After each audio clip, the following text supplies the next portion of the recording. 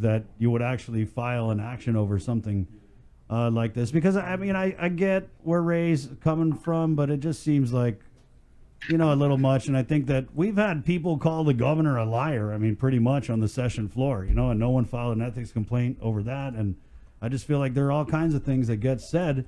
But at the end of the day, it's important for our elected leaders to be protected in what they say on the legislative floor. I mean, it's kind of basic. So, I mean, asking you to apologize, Senator, that was more of a rhetorical question. Let's get on to Are you worried at all, or what? She don't sound like it. Because these Republican senators who are singers, they're dropping like flies. No, I'm not worried. If he misunderstood what I said, I mean, I'm sure, he was a little uncomfortable because of this suit that he placed on the board members, and so am I worried about it?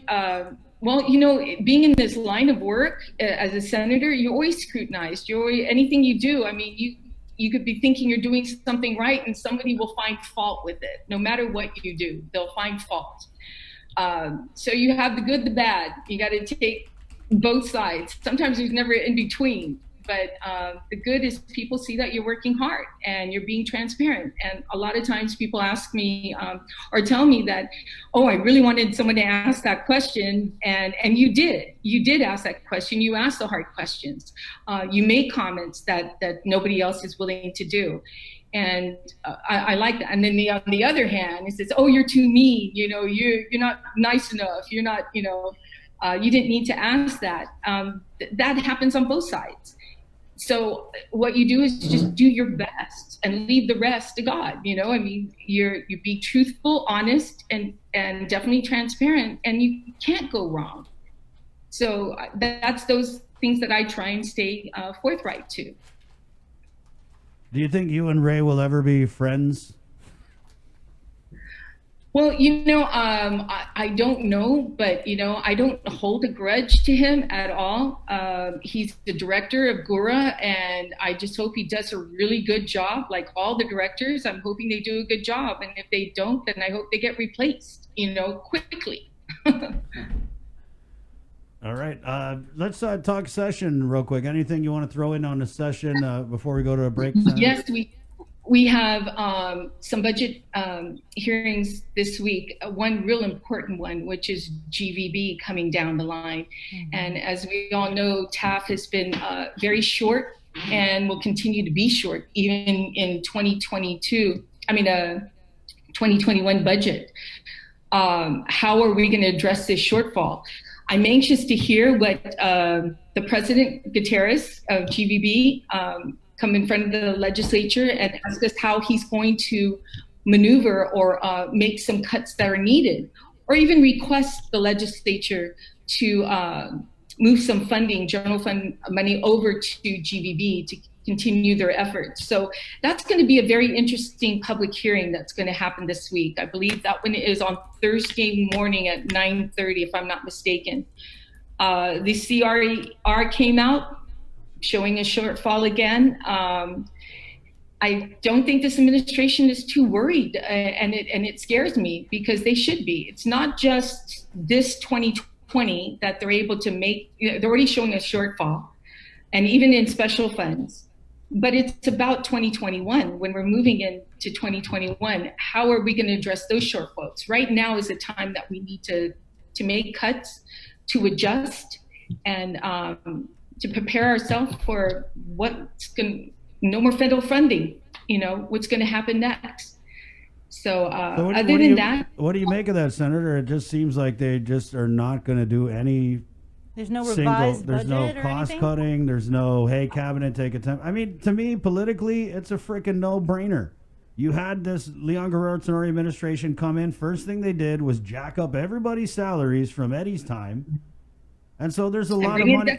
There's a lot of money to play with there. So politically, it would be a huge win, and it would shut a lot of these critics up if the governor was to come out and instead of saying we're not going to cut anything, no, we're not, just say, hey, all the cabinet, they're taking a 25% pay cut.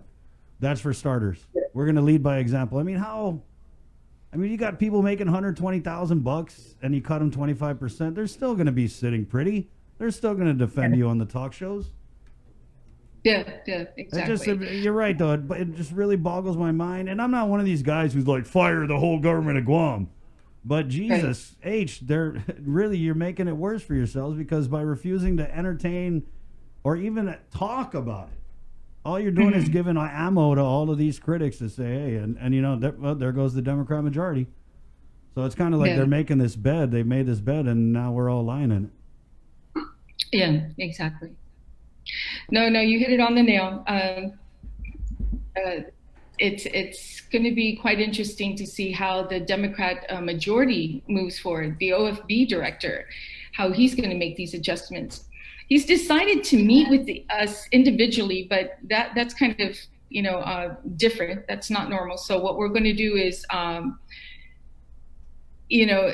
ask him where he thinks it should be cut. But I remember, Chris, if I'm not mistaken, I remember during the Calvo administration, at the very beginning on the onset, that tax refunds needed to be paid, and the administration took 10% cut. They took a cut. You talk about, the high paid directors and deputies being paid, and they're moving in that direction to maintain that. During the Calvo administration, what they did was we all took a 10% cut until those tax refunds were paid. And so the administration needs to start moving in that direction, the right direction. So as of today, there's been no suggestions or any sort of plan from the administration about cuts or anything. Nothing. Nothing at all. I've heard nothing, and I'm anxious to meet with the OFB director and oversight chair and ask him what has he heard, because obviously he has more communications with the administration than the Republicans do. So I'll be looking forward to that. We have a meeting on Friday, but like I said, the public hearing that's going to be very interesting to listen to and watch will be GVB on Thursday. Right. Yeah. Okay, Senator. Okay. All right. Well, I appreciate this new interaction. I think it's great because it's nice to have other people on at the same time to talk about it. But so I really appreciate it. Thank you so much. I appreciate it too. The only problem we're having is now with the Zoom, it's like no more bedhead interviews. You know what I mean? We have people were calling us like one to that fill. Yeah, Chris. Go ahead, Bree. And now it's like you got to do put on your makeup. Yeah. So thank you for that, Senator. I know that was a few minutes extra for Ray. I know Ray did his face up real good. Yeah.